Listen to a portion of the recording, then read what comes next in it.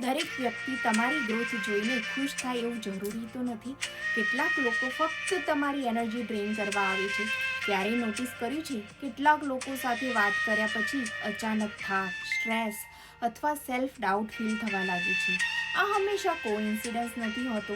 કેટલાક લોકો સતત કમ્પ્લેન કરે છે, ક્રિટિસિઝમ કરે છે, ગોસિપ કરે છે અને નેગેટિવ એનર્જી ફેલાવે છે.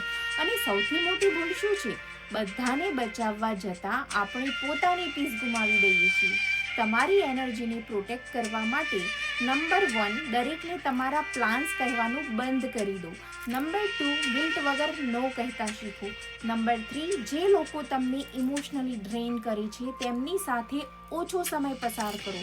નંબર 4, પ્રેયર, મેડિટેશન અને પોઝિટિવ રૂટીન રાખો. નંબર 5, ટોક્સિક અટેચમેન્ટ કરતાં પીસ પસંદ કરો. યાદ રાખો, તમારી એનર્જી ખૂબ કિંમતી છે. દરેક વ્યક્તિ તેને ડિઝર્વ કરતી નથી. જો તમે પીસ અને એનર્જી પ્રોટેક્ટ કરવા તૈયાર છો અને આ એનર્જીને તમારી લાઈફમાં ક્લેમ કરવા ઈચ્છો છો તો ફટાફટ જલ્દી કોમેન્ટ કરો પ્રોટેક્ટેડ.